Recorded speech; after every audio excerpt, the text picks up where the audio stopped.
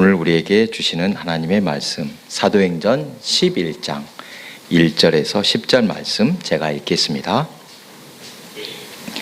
유대에 있는 사도들과 형제들이 이방인들도 하나님의 말씀을 받았다함을 들었더니 베드로가 예루살렘에 올라갔을 때 할례자들이 비난하여 이르되 네가 무할례자의 집에 들어가 함께 먹었다 하니 베드로가 그들에게 이 일을 차례로 설명하여 이르되 내가 욥바시에서 기도할 때 황홀한 중에 환상을 보니 큰 보자기 같은 그릇이 내 귀에 메어 하늘로부터 내리어 내 앞에까지 드리워지거늘 이것을 목격하여 보니 땅에 네 발 가진 것과 들짐승과 기는 것과 공중에 나는 것들이 보이더라. 또 들으니 소리 있어 내게 이르되 베드로야 일어나 잡아먹으라 하거늘 내가 이르되 주님 그럴 수 없나이다. 속되거나 깨끗하지 아니한 것은 결코 내 입에 들어간 일이 없나이다 하니 또 하늘로부터 두 번째 소리 있어 내게 이르되 하나님의 깨끗하게 하신 것을 내가 속되다고 하지 말라 하더라. 이런 일이 3번 있은 후에 모든 것이 다시 하늘로 끌려 올라가더라. 아멘. 함께 인사 나눕니다. 보고 싶었습니다. 주일이 기다려졌습니다. 우리는 한 가족입니다. 덕분에 저는 여름 휴가 잘 다녀왔습니다. 특별히 휴가를 안 가도 되겠다 했는데 갈 필요도 있는 것 같습니다. 오랜만에 처가댁에도 들리고 시간을 보내고 왔습니다. 그런데 여러분 요즘에 그 맨발 걷기 아십니까? 나가보니까 난립니다. 한마디로 열풍입니다. 열풍. 맨발 걷기. 신발 신고 걷는 것과 맨발 걷기가 어떻게 다른가? 이야기를 들어보니까 일리가 있습니다. 사람의 몸이 전기죠. 전자가 있답니다. 그러죠. 땅하고 딱 발이 딱 닿을 때 한마디로 뭔가 통하는 것입니다. 아주 좋다고 합니다. 한번 해보시면 서울 갔더니 난립니다. 사람들이. 그래서 저도 맨발 걷기를 해봐야 되겠다. 그런 마음을 먹고 제가 이번에 돌아와서 여러분께 말씀을 드립니다. 지금은 제사 지내는 집이 거의 없지요. 많이 간소화가 됐습니다만 옛날에는 제사 지내는 집이 많았고 이 제사 때문에 갈등이 일어난 집 많았습니다. 아시죠? 신앙인이 제사를 어떻게 받아들여야 할지 쉽지 않은 문제입니다. 전통으로 볼 것인가 아니면 이거를 종교행위로 볼 것인가 그 시각에 따라서 크게 달라집니다. 종교적인 것으로 보면 귀신에게 절하는 것이니 절대 금해야 됩니다. 맞죠? 하지만 이것을 우리 민족의 전통으로 보면 그래도 일부분에서는 용납할 수 있지 않냐 이런 말이 있었습니다. 저는 제 어머니가 하신 행동을 보고 많은 것을 배웠습니다. 지금은 저희 온 집안이 다 예수 믿는 집이 되어서 제사 드리는 집, 큰 집 큰형이 혼자 억지 쓰는 형이 있어서 드리고 있습니다만 예전에는 저희 집안에서 어머니 혼자 예수를 믿어서 사실 좀 힘드셨습니다. 신앙심이 아주 깊으신 분이셨지만 집안 제삿날에는 빠지지 않고 참석하셨습니다. 여러분 옛날에 맵쌀 아십니까? 맵쌀을 딱 싸가지고 큰 집에 가서 전해드리고 먼저 양해를 구합니다. 제사에 참여해서 절을 할 수 없으니까 나는 옆방에 가 있겠습니다. 그러면 또 그런 만화 어르신들이 이해를 해주고 또 어머니도 안 가는 것이 아니라 정성껏 맵쌀도 준비하고 그분들을 존중해서 찾아가되 인사는 하지 않고 옆에 있고 참 제 어머니가 지혜로우셨던 것 같습니다. 예수 믿는 것들 조상도 모르냐 그거 참 많이 들었죠. 이 조상도 모르는 것들이라고 욕하면 이에 맞서 싸울 때가 종종 있습니다. 저는 이런 사람도 봤습니다. 어떤 분은 자기는 예수 믿고 제사 드리는 집 큰 집 가고 제사상을 두드러 엎어버렸다. 자랑스럽게 잘했다고 말하는 사람이 있습니다. 여러분 잘한 것입니까? 제가 어머니가 지혜롭다는 것은 어머니께서는 분란을 일으키지도 않고 그렇죠. 또 자신의 신앙을 정절도 지킬 수 있었다. 참 우리 어머니 참 초등학교도 안 나왔지만 참 지혜로우신 분이다. 제가 그때 어렸을 때도 느꼈던 것 같습니다. 자, 오늘 본문 어떤 이야기인지 여러분 한 번쯤은 들어보셨을 것입니다. 앞에 10장부터 이어지는 내용입니다. 베드로가 로마 군대 백부장의 가정을 방문하여 이 고넬료의 집, 그렇죠, 고넬료의 집이 다 구원받는 사건이 기록되어 있습니다. 유대인이 이방인의 집에 들어가서 그들과 함께 무엇을 먹었다. 이것은 거의 이례적인 일, 거의 없는 일입니다. 그렇죠. 그런데 고넬료의 집에 들어가서 그들과 함께 먹고 또 돌아왔으니 유대인들의 입방아에 오르는 것이 어쩌면 당연한 일입니다. 그렇다면 베드로가 어떤 사연으로 고넬료의 집에 들어가게 되었는지 아까 말한 대로 10장부터 그 이야기가 계속되고 있습니다. 이 가이사라라는 곳에 오늘 본문에 나오는데, 가이사라는 이스라엘의 서쪽에 있죠. 지중해 가에 있습니다. 욥바에서부터 한 49km 정도 위쪽에 떨어져 있는 가이사라인데, 이 가이사라에는 그때 로마 군대 장관들이나 행정관들 거주지였습니다. 고넬료도 백부장이기 때문에 그곳에 살고 있었습니다.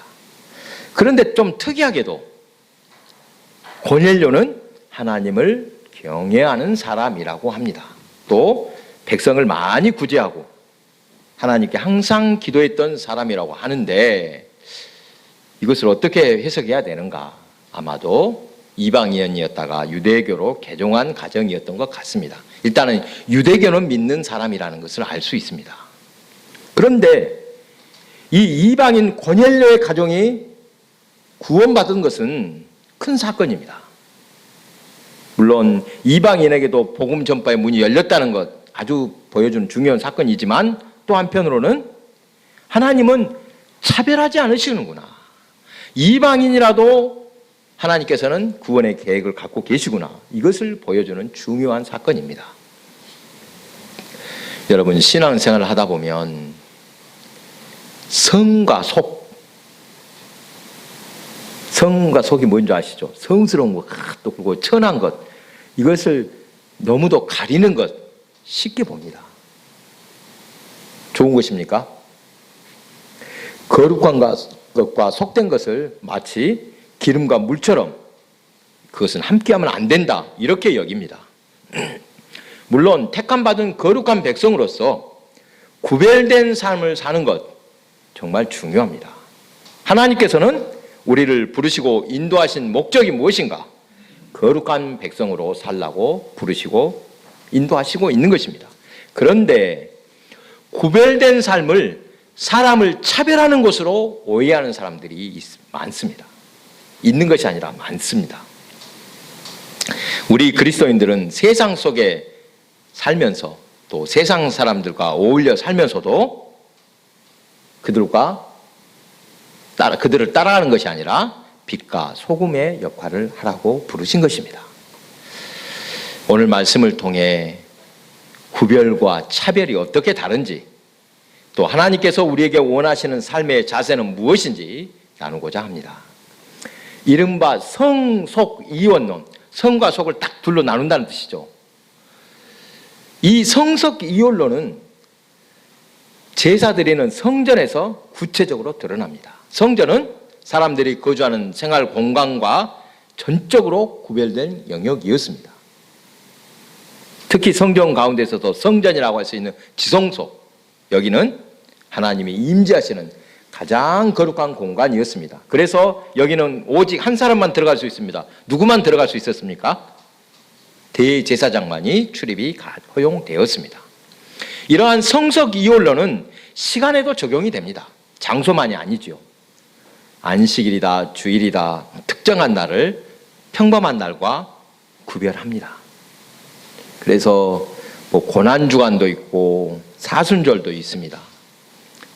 여러분, 특별히 고난주간에는 금식, 금주, 또 육식을 금하면서 기도하는 것, 이것 또한 특정 시간이나 기간을 일상으로부터 구별하는 태도입니다.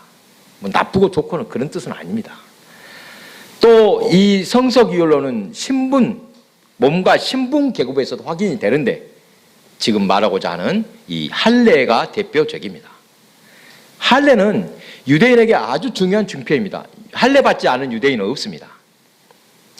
이 할례를 통해서 소속감을 확인하는 동시에 다른 집단을 배제하는 근거로 삼았습니다. 이런 무할례자, 욕할 때 무할례자라고 욕을 하지 않습니까? 성과 속을 나누는 이러한 태도는 특정 공간과 시간을 구별 혹은 물건과 음식에 대한 금기 등 거룩함을 지키고 속된 것으로부터 구별하려는 의도가 있습니다. 나쁜 의도는 아닙니다. 좋다는 뜻입니다. 그러나 이런 성속 이율로는 유대인 이외의 사람들에게는 배제와 차별을 가져온다는 것입니다. 여러분, 이 배제와 차별 얼마나 나쁜지 모릅니다. 안 당해본 사람들은 모를 것입니다. 아마 서울이나 경기도에 살아본 호남인들은 한 번쯤은 느꼈을 것입니다. 저도 한때 그쪽에 살면서 이 심각한 지역차별 당해봤습니다. 부목사 전임전도사 가는데도 뭐라고 합니까? 제가 안 들을 말을 들었습니다. 뒷말을 들리게 왜 전라도 사람을 부목사로 쓰냐, 어디 전도사로 쓰냐, 이런 말을 제가 직접 간접적으로 전에 들었습니다. 여러분, 전라도 출신, 호남 출신이 무슨 죄입니까? 왜 차별을 당해야 되는가? 안 당해본 사람 모릅니다. 예수님은 이것을 어떻게 보실까? 성도라면 이것을 꼭 생각해야 합니다. 예수님은 의도적으로 안식일이 사람을 위하여 생긴 것이지 사람이 안식일을 위하여 있는 것이 아니다 라고 하셨습니다. 또 안식일에 한쪽 손이 오그라든 사람을 고치시고 제자들과 함께 안식일에 밀이삭을 잘라 드셔서 유대 종교자들을 격분시키기도 했습니다. 그런데 예수님께서 십자가에 달려 돌아가실 때 예루살렘 성전 장막이 위에서 아래로 갈라진 것, 예수님의 죽음과 함께 거룩한 것과 속된 것 사이를 가로막고 나누던 장막이 사라졌음을 상징적으로 보여준 사건입니다. 또 예수님은 선한 사마리아인의 비유를 통해서 또 나병에 걸린 사마리아인을 치료하심으로 또 혈통과 신분, 질병도 사람들을 성 속으로 구별하고 차별할 수 없다, 이것을 분명하게 보여주셨습니다. 예수님의 제자 12명 다 유대인이었습니다. 당연하죠. 베드로도 마땅히 유대인으로서 그들의 전통을 따라 아까 말했던 할례 받지 않은 사람들, 즉 이방인의 집에 들어가서 그들과 함께 음식을 먹는 것 당연히 금하고 있었습니다. 그런데 그가 고넬료의 집에 들어갔다, 이것은 뭔가 특별한 사연이 있기 때문에 들어갔을 것입니다. 베드로가 이렇게 행한 것, 오늘 본문의 말씀이 나오죠. 욥바에서 기도하는 중에 환상을 보고 그렇게 행동했다고 합니다. 그는 기도 중에 환상을 보았습니다. 큰 보자기 같은 그릇이 내 귀퉁이가 끈에 매달려서 하늘에서 드리워져 내려왔습니다. 그 안에 땅의 네발 짐승과 들짐승과 기어다니는 것, 공중에 날개 달린 것, 새들이 있었습니다. 그때 베드로야 일어나서 잡아먹어라 하는 음성이 들려왔던 것입니다. 베드로가 뭐라고 대답합니까? 그런 거 함부로 먹으면 됩니까? 안 됩니까? 주님, 절대로 그럴 수 없습니다. 나는 속된 것이나 정하지 않은 것을 먹은 일이 없습니다 라고 대답합니다. 당연히 정결한 것만, 짐승만 먹어야 합니다. 그랬더니 하나님이 깨끗하게 하신 것을 속되다고 하지 말아라 하는 음성이 하늘에서부터 3번 들려온 후에 모든 것이 다시 하늘로 들려 올라갔다는 이야기입니다. 한 번쯤은 들어보셨지요? 흔히 초대교회로 돌아가자라는 말을 하는데 이 초대교회는 어떤 교회였는가? 유대인 그리스도인과 이방인 사이, 또 해방된 노예와 주인 사이, 건강한 사람과 병든 사람의 사이의 모든 장벽이 무너지고 고아와 과부와 가난한 사람들의 권리가 회복되는 신앙 공동체를 실현할 수 있었습니다. 그렇게 할 수 있었던 것은 그 근본에는 하나님이 계신 곳에 속된 것이 없다라는 신앙, 다시 말해서 성육신의 신앙이 있었습니다. 성육신이 뭡니까? 하나님이 낮고 낮은 이 땅에 인간의 몸으로 오셨다는 것입니다. 영원하신 하나님께서 시간 안으로 인간의 육체를 입고 오신 사건이 성육신입니다. 바로 성육신을 통해서 어떻게 되었다? 성과 속의 차별이 사라지게 되었다는 것입니다. 하나님이 계신 곳에 속된 것이 없다라는 신앙은 바로 이런 성육신을 믿는 것입니다. 그래서 이것은 변해서는 안 될 것입니다.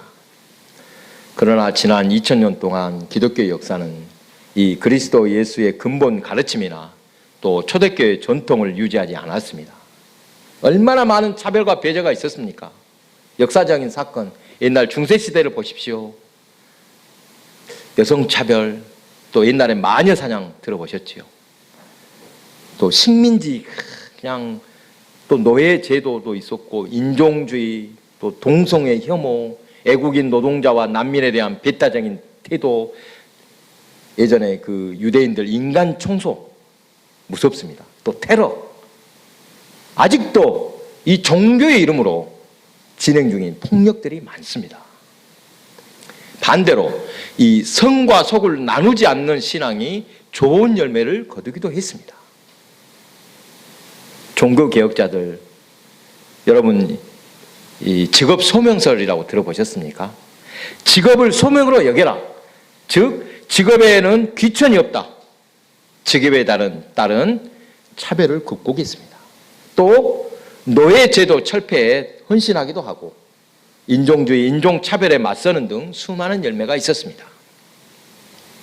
우리 한국 기독교 역사에서도 복음은 이 당시에 신분제도를 극복했습니다. 옛날에 양반 산놈 있을 때, 주인 머슴 있을 때 이건 쉬운 일이 아닙니다. 여러분 금산에 있는 김제에 있는 금산교회 가보셨죠? 그때 우리 교인들하고도 가봤던가 한 것 같습니다. 그 교회 기역자교회 유명합니다. 지금도 한옥으로 그대로 잘 예배당이 보존이 되고 있습니다. 이 금산교회가 생기게 된 이야기가 참 은혜롭습니다. 예전 1904년도에 말을 타고 다니던 시절입니다. 전주에서 정읍을 왕래하며 복음을 전하던 미국 남장교회 출신 선교사 루이스 테이트, 이 사람이 오가는 중간 지점이 어디였냐 하면 김제 용화마을이었다고 합니다. 이 용화마을에서 딱 중간이 되니까 종종 그곳에서 머물렀습니다. 그러던 어느 날 그 마을 용화마을에서 제일 부잣집, 큰 부자 조덕삼이라는 사람의 집에서 하룻밤 자게 되었습니다. 그 집에 마방에 말을 맡기고 하룻밤 묵었습니다. 그런 오랫동안 이 테이트 선교사를 지켜보던 이 조덕삼은 그에게 물었습니다. 아니 듣자하니 미국은 큰 나라고 당신네 나라 아주 살기도 좋은 나라인데 왜 이렇게 가난하고 복잡하고 힘든 조선 땅에 왔습니까? 라고 물었습니다. 그러자 테이트 선교사는 하나님의 특별한 사랑 때문입니다 라고 대답을 합니다. 당시 보수적인 유교 사상에 투철했던 이 조덕삼에게는 놀라운 말이었습니다. 이후 조덕삼은 자신의 집 사랑채를 내주어 예배를 드리도록 했는데 이것이 금산교회의 출발이었습니다. 그런데 이 교회에서 더 놀라운 일이 일어났습니다. 조덕삼의 집에는 머슴 겸 마부, 말을 돌보는 사람으로 일하던 이자기라는 청년이 있었습니다. 이 사람이 어떤 사람인가? 경남 남해 출신인데 6살 때 조실 부모하고 하도 배가 고프니까 저기 김제 가면은 돈이 많지요. 배는 안 고프겠다 싶어서 김제로 들어와서 머슴이 됐던 것입니다. 조덕삼이 이 이자기를 보고 첫눈에 이 사람 불쌍히 여기고 우리 집에 와서 밥 먹고 살아라 고용을 해 주었습니다. 근데 이 조덕삼이 이자기 좀 머리가 있었나 봅니다. 똑똑한 것 같습니다. 배운 것이 하나도 없었는데 가만히 보니까 남들 글 공부하면 어깨너머로 보고 천자문을 금방 띄고 줄줄 외웁니다. 이 청년이 보통 사람이 아니구나 생각을 했는지 조덕삼은 자기 아들과 같이 공부도 시켜주고 또 신앙생활을 할 수 있도록 배려를 해 주었습니다. 이렇게 주인 조덕삼과 머슴이 이자익이 함께 신앙생활하며 몇 년이 지나고 두 사람이 모두 집사를 거쳐 영수가 되었습니다. 영수가 무엇인지 여러분 들어보셨습니까? 장로가 되기 전에 그런 거 있죠. 안수집사하고 비슷합니다. 금산교회에서 이제 장로를 선출할 때가 되었습니다. 그때 마침 후보로 누가 올라왔냐? 두 사람, 조덕삼과 이자익이 두 사람이 올라왔습니다.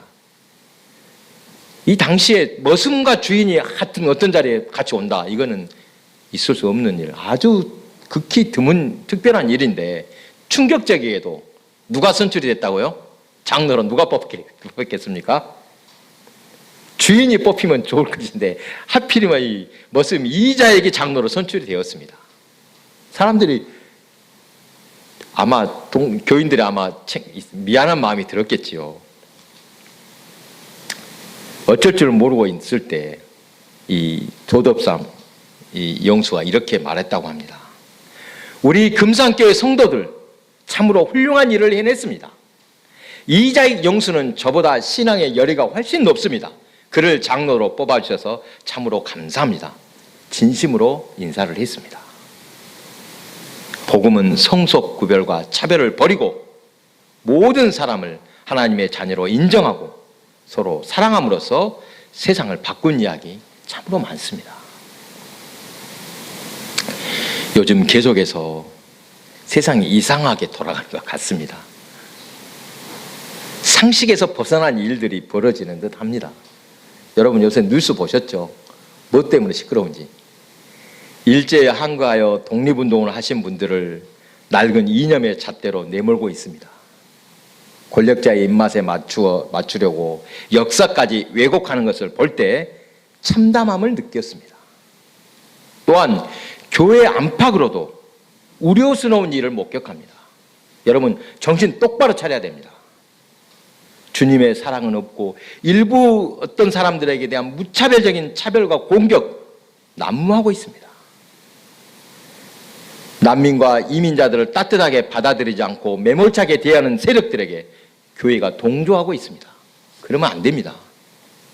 이것을 볼 때 사람들이 세속화와 세속주의를 구별하지 못하는 것 같습니다. 말이 조금 어렵습니다만 세속화란 앞에서 말했듯이 하나님이 인간이 되신 사건, 세상으로 들어오셨다는 뜻입니다. 인간의 몸을 입으시고 높은 곳에서 낮은 곳으로 내려오신 사건입니다. 이것은 좋습니까? 나쁩니까? 세속화. 따라야 될 일입니다. 하지만 이 세속주의는 무엇인가? 사도 바울이 말했습니다. 이 시대의 풍조를 본받는 것이다. 또 허물과 죄 가운데서 이 세상의 풍조를 따라가는 것이다. 여러분 이 세속화와 세속주의를 꼭 구분하시기 바랍니다. 세속주의는 모든 것이 세속적인 가치, 그 중심에 나만 있습니다. 개인의 자아만 있습니다. 돈을 사랑하고 쾌락을 쫓습니다. 성경에서는 세속주의를 땅에 속한 지체의 일들, 곧 음행과 더러움과 정욕과 악한 욕망과 탐욕을 생각하는 것이라고 말씀합니다. 인간을 사랑하신 하나님을 본받아 사는 것, 이것이 세속화입니다. 여러분 조금 천하게 보여도 좋습니다. 낮은 자리에서 섬기고 사랑하시기 바랍니다. 이처럼 세속화란 하나님의 택하심을 받고 사랑받는 거룩한 사람답게 동정심과 친절과 겸손과 원유와 오래 참음을 옷 입듯이 입는 것입니다. 불평할 일이 있더라도 서로 용납하고 용서하며 그리스도의 평화가 마음을 지배하게 하는 것입니다. 하나님이 계신 곳에 속된 것은 없다라, 이 말씀은 하나님이 계신 곳 어디나 무엇이나 다 거룩하다는 말씀입니다. 하나님이 깨끗하게 하신 것을 속되다고 할 수는 없습니다. 반대로 하나님께서 이것은 속되다고 한 것을 우리는 결코 깨끗하다고 해서는 안 됩니다. 하나님은 세상을 사랑하셔서 독생자를 내어주셨고 그를 믿는 사람마다 멸망하지 않고 영생을 얻게 하셨습니다. 하지만 세상적인 것을 사랑하시지 않습니다. 세상을 사랑하셨지만 세상적인 것은 사랑하지 않는다는 뜻입니다. 하나님은 죄인도 사랑하시고 용서하시지만 죄인은 미워하십니다. 하나님께서는 정의를 사랑하시고 불법을 미워하십니다. 여러분, 지나치게 차별하는 것은 하나님의 기쁘신 뜻이 분명히 아닙니다. 세상과 세상적인 것, 세속화와 세속주의를 구분하시기 바랍니다. 차별을 버리고 자비와 사랑으로 끌어안아야 합니다. 예수님은 제자들에게 내가 너희를 사랑한 것 같이 너희도 서로 사랑하라. 너희가 서로 사랑하면 모든 사람이 그것으로서 너희가 내 제자인 줄을 알게 될 것이다 말씀하셨습니다. 우리가 어떤 이유로도 다른 사람을 그가 누구든 차별하지 않고 사랑해야 하는 이유를 분명히 알아야 합니다. 하나님이 계신 곳은 어디도 무엇도 속된 것이 없음을 믿는 것은 하나님께서 친히 인간이 되시어 십자가에 죽기까지 죄인 우리를 먼저 사랑하신 것에 있습니다. 주님의 그 사랑을 배워 실천하며 살 때 보이지 않는 하나님을 온전히 섬기는 것임을 믿으시기 바랍니다. 여러분, 예수를 믿을수록 뭔가 칵칵 잘라내야 되겠다, 나눠야 되겠다 하지 마시고 믿을수록 마음이 넓어지고 차별하는 마음이 사라지고 사랑의 눈을 갖는 복된 성도 다 되시기 바랍니다.